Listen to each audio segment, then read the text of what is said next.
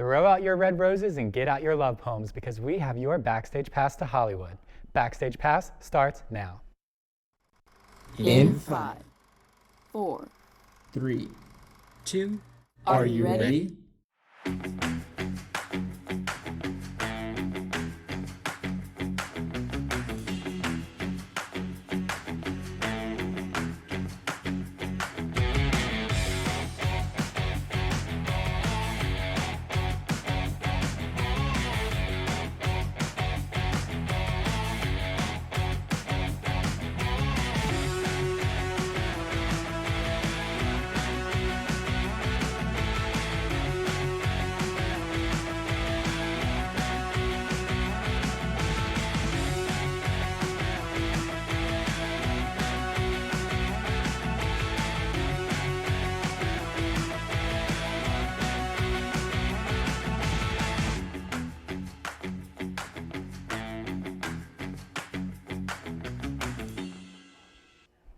Hey lovebirds, welcome back to Backstage Pass, where we give you the scoop on all things entertainment. My name is Lucas Alvin.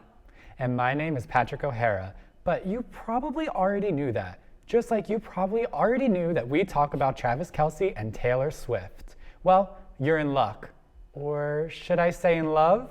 Because we are, especially on this lovey-dovey Valentine's Day episode.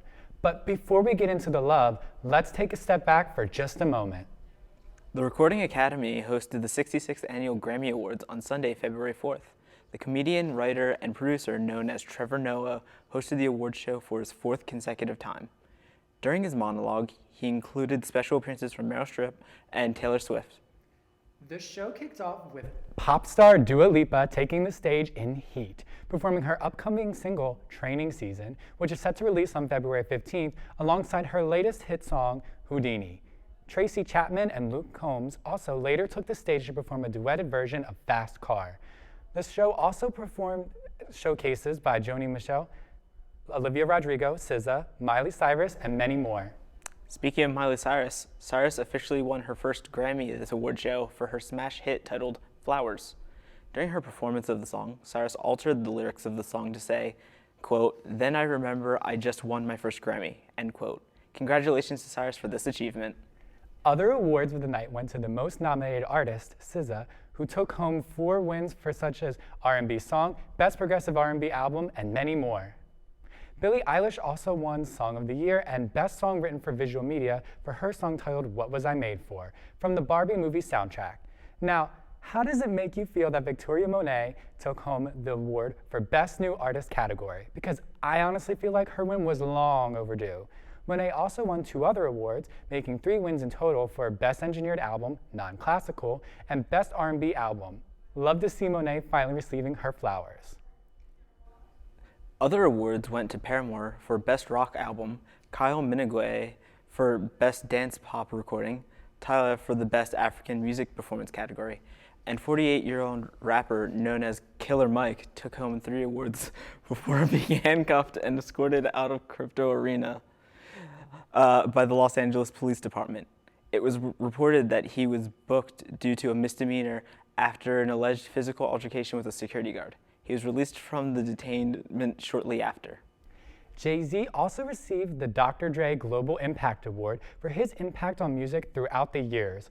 During his acceptance speech, he called out the Recording Academy for the fact that his wife, Beyoncé, has never once won in the Album of the Year category. I'm glad he called this out because why hasn't she? Phoebe Bridgers took home the most awards that night with 4 wins in total. Her group, known as Boy Genius, received 3 awards during the pre-telecast ceremony. Bridgers also won in the Best Pop Duo/Group Performance category for her collaboration with SZA, titled Ghost in the Machine. And that's not all. During the commercials for the 66 Grammys Awards, singer-songwriter R. Casey Musgraves revealed that her new album, Deeper Well, would be released March 15th. But she's not alone. SZA then performed for the second time for an ad for MasterCard. Her brand new song titled Saturn from her upcoming project titled Lana.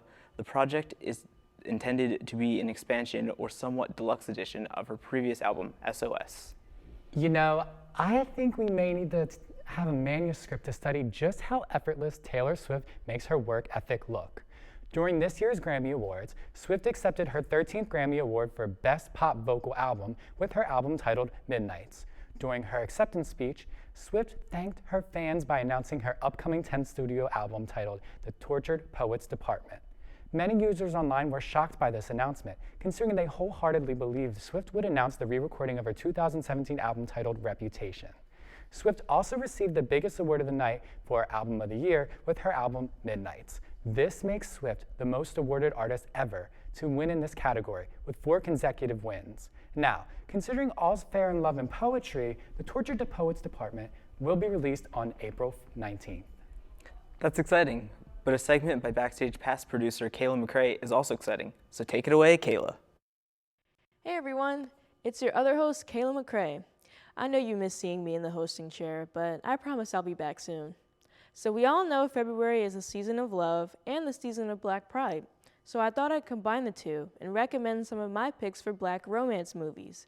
First on my list is 1997's Love Jones, starring Nia Long and Lorenz Tate as 2 love-struck individuals in the art scene. Lorenz Tate is Darius Lovehall, a slam poet, and Nia Long is Nina Mosley, a photographer. The two, of course, fall in love and they navigate all the ups and downs of being together, whether they've got a love thing going on or whether they're just kicking it. I really love this movie. It's very laid back and I like seeing these characters just hang out with their friends and chill.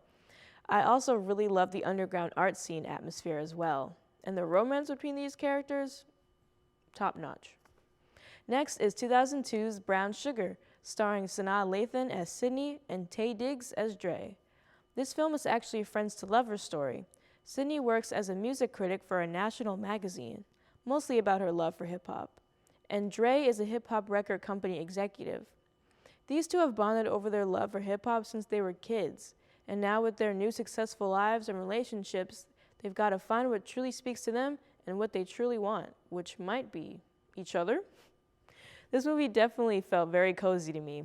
The will they, won't they was definitely a little frustrating, as all movies with that trope are, because you want them to get together as soon as possible. Although I really did enjoy Sydney and Dre's dynamic as friends. They make a really nice pair, whether they're friends or lovers. It's just an overall feel-good rom-com that may or may not have predicted the meme rappers of modern day. Also, fun fact, Queen Latifah is in this movie as Sydney's cousin Francine. She's fun to watch. I can't not talk about the classic that is Coming to America, starring Eddie Murphy, Arsenio Hall, James Earl Jones, and Shari Headley. If you don't know this movie, it follows Eddie Murphy as Prince Akeem of the Kingdom of Zamunda. He has it all in Zamunda. Royalty, riches, and a line of women waiting to be his potentially arranged wife. But he wants more out of his love life than an arranged marriage. He wants to go meet a woman he truly loves to be his future queen. And what better place to find a queen than in Queens, New York? Throughout the film, we watch Akeem and his assistant Semi, played by Arsenio Hall, go about their madcap, fish-out-of-water NYC adventures in finding Akeem's true love and Shari Headley's character, Lisa McDowell. Like I said before, this movie is a classic. It's funny, it's sweet, and it showcases the many talents of Eddie Murphy and Arsenio Hall. These two don't just play Akeem and Semi. They portray 3 additional characters each. The untrained eye would never know, and that's some real skill right there. Last film I'd like to make a quick shout out to is Rye Lane, a modern film, surprising for me, I know. This movie came out in 2023 and is director Rain Allen Miller's directorial debut.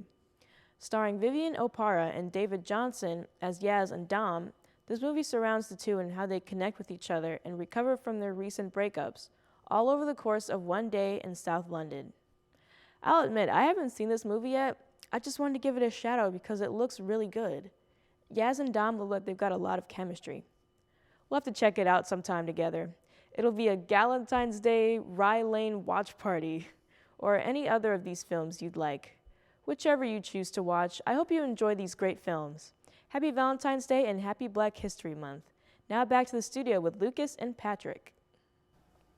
Thanks, Kayla. I'll have to check out some of them when I get the chance. Now, let's shift gears to TV and movies, starting off with the Super Bowl. Karma found itself to be on the side of the Chiefs this past Sunday as the 57th Super Bowl brought the San Francisco 49ers and the Kansas City Chiefs head-to-head. The game concluded with a score of 22-25 that even went into overtime. This made them the second Super Bowl to ever go into overtime, the first being during the 51st Super Bowl between the New England Patriots and the Atlanta Falcons.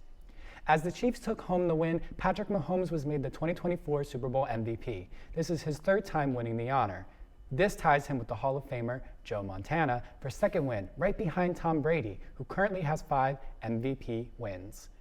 Of course, after the Chiefs won, Taylor Swift made her way to the field to congratulate tight end Travis Kelce with a celebratory kiss. The halftime show contained a performance by Usher, who really put on a show and performed 16 songs in just 13 minutes. Her performance welcomed Alicia Keys, Ludacris, her Little John William, and Jermaine Dupri to the stage, and yes, he did take off his shirt. Likewise, Usher's new album, Coming Home, was released on February 9th. There were also some memorable faces seated for the Super Bowl as well. Lady Gaga, Justin Bieber, Beyonce, Jay-Z, Ice Spice, Lana Del Rey, and even Ariana Grande. Speaking of Ariana Grande, during the commercials for the 57th Super Bowl, Broadway's Wicked revealed the official teaser trailer for their 2-part film adaptation of the beloved musical. Wicked, Part 1, stars Cynthia Erivo and Ariana Grande as Oz's Elphaba and Glinda. The first part will be released on Thanksgiving of this year, and the second film, Thanksgiving of next year, 2025. It's no secret that Patrick and I love the Josh Hutcherson whistle meme. Hutcherson recently appeared on The Tonight Show with Jimmy Fallon, where he responded to the viral meme by saying, quote, "It's very creative, it's very odd, and I'm here for it," end quote. The memes are indeed creative and odd, but that will never stop me from screaming about my love for them. A lot of Scream fans are wondering what's next in store for the Scream franchise. For those unfamiliar, it was revealed that Melissa Barrera had been fired from the cast of Scream 7 after posting content supporting Palestine on Instagram. Following this, Jenna Ortega dropped out of the casting after learning of this. With both leads being absent from the 7th film, the director also revealed that he would not be returning to direct the film. Fans are now wondering if a Scream 7 will ever occur. Anne Hathaway is set to return to the big screen with her upcoming film, Mother's Instinct. The film depicts 2 neighbors, one played by Hathaway and the other played by Jessica Chastain, who become very close with one another and live picture-perfect lives. That is, until an incident occurs that gloomingly separates the two. Rolling Stones magazine has recently revealed that Selena Gomez will play Linda Ronstadt in her upcoming biopic. While no further details regarding the biopic have been revealed, it's exciting to hear that Gomez will be in acting once more. Netflix has revealed that a new Fear Street film is officially in the works. After the successful release of their first 3 films back in July of 2021, it appears the horror film series will be making return sometime soon. The author of the original series, R.L. Stine, revealed that the upcoming film will be based on his Fear Street book universe book titled The Prom Queen. How blood-curdling. You know what else is blood-curdling? The lack of love songs mentioned in this episode. Fortunately, Backstage Pass segment producer Daniel Samuels has us covered with his favorite love songs. Take it away, Daniel. Yo, yo, yo, Dingo, aka Danny J. Singles is back, and you can feel the love all around. I'm feeling the love for music. And when it comes to these songs, you just can't go wrong. That's why I have some favorites. Let's jump right into them. First up, Love is an Open Door. Sure, it's part of the soundtrack for a Disney movie, but you can feel the affection that some songs can bring. Elsa and her first boyfriend nailed that song together, and I just can't help but sing along to it sometimes. Moving on, Could It Be by Christy Carlson Romano. I just can't get enough of her vocals in this song. It really does symbolize 2 close folks turning their friendship into a possible relationship, especially if those 2 are Kimberly Ann Possible and Ron Stoppable from Kim Possible. This song was also featured in the Kim Possible movie. That's possibly something you and someone else you call special can check out sometime, if you can afford Disney Plus, that is. Moving on, Tell Me That You Love Me, another song from a TV show that a lot of people know and love. Tori and Andre, voiced by Victoria Justice and Leon Thomas, nail it with the combined vocal piano playing. I think Tori and Andre were the victorious couple to be. To this day, I still wish there was an episode where they went on an actual date. Until then, as a fan fictions of four and the songs they sing together. Next up is Ain't No Mountain High Enough. Written by the incredibly talented husband and wife duo of Nicholas Ashford and Valerie Simpson. Marvin Gaye and Tammy Terrell really hit it off here. Just listen to the lyrics and you'll quickly get the meaning of the song. There really is no mountain high enough to keep lovebirds separated from each other. It really is something romantically enjoyable. After that, we have You Belong With Me. Let's be honest, is anyone gonna forget Taylor Swift anytime soon? This song totally captures the feeling of wanting to belong with the one you love. Give it a listen and you won't be sorry. Speaking of belonging to someone, it looks like NFL star Travis Kelce belongs to Taylor Swift now. Sorry people, better luck next time. And there you have it, my favorite love songs for Valentine's Day this year. Take a minute before you judge me, okay? If you have your own favorites, that's just as cool. Have a happy Valentine's Day from me to you. Now it's back to the studio with the rest of the Backstage Pass party for more Valentine's Day fun. Thanks, Daniel. I'm actually a huge fan of love songs too, especially love songs around the world. And on the topic of international music, the Japanese band Dir & Grey released a new EP titled 1999-01-20. The title is a reference to the release date of the band's debut album, which the 3 tracks from this EP are remakes of. Overall, I really enjoyed the remakes and think that they accurately reflect the band's evolution over the years. Love is in the air, and so is normal music. And also new music, something Lucas knows little of. As of late, there have been so many artists announcing new music, so we thought it would be appropriate to cover it all here. To start off, Beyoncé has announced that Act 2 of her Renaissance album is officially coming. That's right, Renaissance Act 2 will be released on March 29th. For now, Beyoncé has released 2 brand new songs titled Texas Hold'em and 16 Carriages, right after a Super Bowl commercial with Verizon teasing new music from the superstar. Many fans were shocked that the genre of these songs was country, but many noticed that Beyoncé appears to be taking back music that was created by black musicians. How iconic. On January 12th, Lil Nas X returned to the pop music scene with his new single titled J. Christ. He also revealed a music video alongside it featuring lookalikes of many pop culture icons. However, many users online were upset with his depictions of Christianity in his visuals, primarily the cover art of the song. Khalid has begun teasing new music on Instagram, all relating to his second album. His last project was released in 2021, so a new project from him has been long overdue. Conan Gray has revealed that his upcoming album, Found Heaven, will be released on April 5th. It will contain his singles Never Ending Song, Killing Me, Winner, and his brand new song titled Lonely Dancers. Justin Bieber has begun teasing a new era of music for this year after posting a carousel of photos on Instagram, with a few being of him in the studio. The caption also reads, quote, "Excited for this next year, new beginnings," end quote. Bieber was diagnosed with Ramsay-Hunt syndrome in 2022, which led him to take a 1.5-year break. However, on February 3rd, Bieber returned to the stage at the NHL All-Star Game after-party performance, where he performed Eeny Meeny, Ghost, Peaches, and Hold On. From the looks of things, he's doing much better. We wish him nothing but the best on his journey here at Backstage Pass. Singer-songwriter Maggie Lindemann has revealed that her new EP titled Head Split will be released on March 8th. Lindemann has also released the singles for this EP, Deprecating and Hostage, which are available to stream now. Charli XCX has also revealed that she will be returning to the pop music scene this year as she gears up for her release of her new single titled Von Dutch. XCX has been posting 20-second snippets across her social media platforms, specifically TikTok, in promotion of the song. After dropping her sophomore album, Silence Between Songs, just last year, Madison Beer has released a more pop-esque song. The song is titled Make You Mine, and details the feeling of crushing for someone in full extent. Perfect for the Valentine's Day season, if you ask me. And on the subject of the Valentine's Day season, Lucas, Kayla, and I set up to the campus of LaSalle University, where we asked the students of LaSalle what their plans were for this hearty holiday.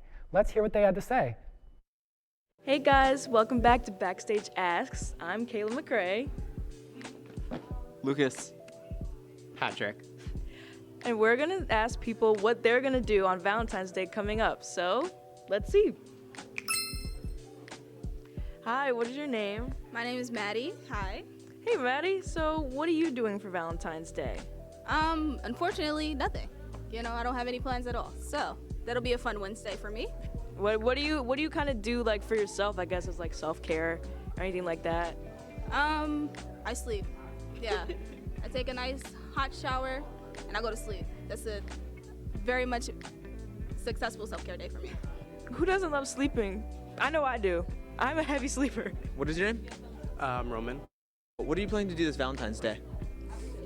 This Valentine's Day, I'm gonna be real with you. I'm gonna be studying for my exam during that time. Me too, unfortunately. These exams around these times, gotta love them.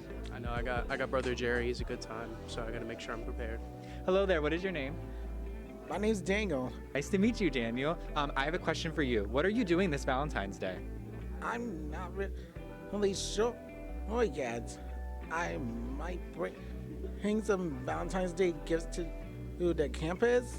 I did have last year for the former Backstage Pass hosts Hannah and Eric. That's really exciting. I'm glad to hear that. Thank you so much. Hello, what's your name? My name is Jack Wagner. We knew that. So Jack, what are you doing this Valentine's Day? I'm going to be in the theater doing tech for the mask. Fun. So I should ask now, will you be my Valentine? Absolutely not. He's mean. Go away. Shoo. Hello there, what is your name? Sophia. Nice to meet you, Sophia. What are you doing this Valentine's Day? It's a bit of a surprise, so nothing pessimistic though. We'll see. Will you be doing anything, ordering a new Starbucks drink? No, I think this is it. I think I found my order. It's a iced caramel macchiato with oat milk. Don't get it. It's very expensive. Hi, what's your name? My name is Melanie. Hi Melanie, nice to meet you. Yeah, so what are you planning to do for Valentine's Day coming up? Probably eat chocolate. Maybe cry a little bit. You know the vibes. But I mean, like, who doesn't love eating chocolate? Exactly. Yeah. I feel like it's a day to celebrate yourself as well. Exactly. Love. Maybe I'll do like, a body scrub. Yeah. Yup. The vanilla lotion. Yeah. Someone was just talking about going to sleep, and I really agree with that, because like I just said, I'm a heavy sleeper. Take a nice bath, and then take a nice nap. Yeah.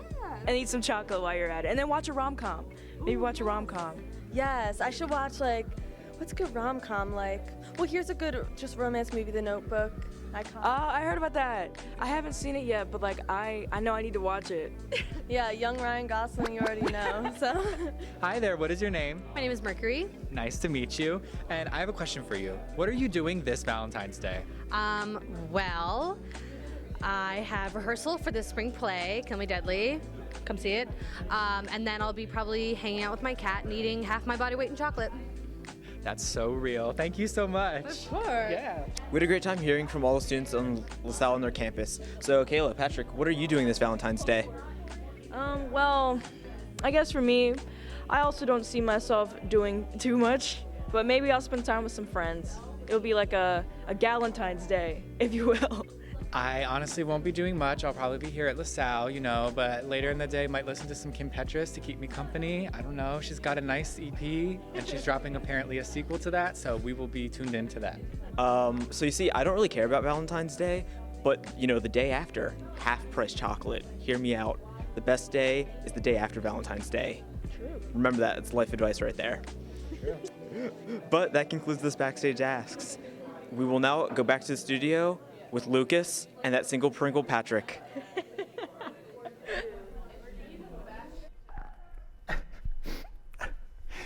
Am I crying because Lucas called me a single Pringle? Because I'm not. Never mind that. I totally am. Anyways, let's get into the celeb drama. After releasing her fourth studio album and second Spanish album, Orque Dias, Kali Uchis has revealed that she is pregnant. Uchi stated that while she was creating the record, she didn't know she was pregnant. But during the album rollout, she quickly realized that she was carrying a little bundle of joy. Reports of the two dating broke the internet last year. It appears that Kendall Jenner and Bad Bunny have officially broken up. The rumors of the two dating started to emerge in February of last year, but in December of 2023, it seems things weren't going to last between the two, as rumors of the two breaking up began to sprout. While the two were seen together at the New Year's party shortly after, it was reported that they had kept their distance from one another since. Also, in December of 2023, a representative of Demi Lovato revealed that Lovato is officially engaged. Both them and their fiance, Jordan Jutes Lutz, started seeing each other since August of 2022, with Jutes finally popping them the question. The proposal was reportedly personal and intimate, and the two and their families celebrated with their families at a restaurant in LA. Congratulations to them both. So glad to see Lovato finally finding their happiness. And speaking of happiness, Lucas, what are your favorite love songs? Ooh, that's a tough one. This may come as a surprise considering me with my weird music and especially going international. Not normal? No, Yeah. But I would probably say Beatles, I Want to Hold Your Hand. It's a classic and it's one of those ones that's catchy, but every time I go back, it still has just that nice element of emotion that I love. Oh, that's so sweet. I personally haven't heard it, but I'm gonna take your word for it. How have you? It's a classic. I know, but you know me. I'll have to listen to it. We'll get back to that. We will. So what about you? What my favorite love songs are? Yeah. I have to say, You Are in Love by Taylor Swift, specifically Taylor's version, so good. Timeless classic, really resembles the feeling of being in love. I love the instrumental. Another song is Snooze by SZA. I don't know, I just love that song and I love her vocals on it. I just feel like it's a great love song, you know? And also Ivy by Taylor Swift, so totally, yeah. Have to check those out. Yeah. It's the end of our show and the end of today's show. Gosh, I wonder how our viewers perceived our stories, thoughts, and opinions about all the content we covered today. I wish there was a place they could connect with us, Lucas. Luckily, you can through social media. Get out your phone and follow us on these various platforms seen on your screen. Give us a follow, leave a comment, and let us know if you have any suggestions. We're sending you all the love here on Backstage Pass. I'm Lucas Alvin. And I'm the single Pringle, Patrick O'Hara. We'll see you next time on Backstage Pass.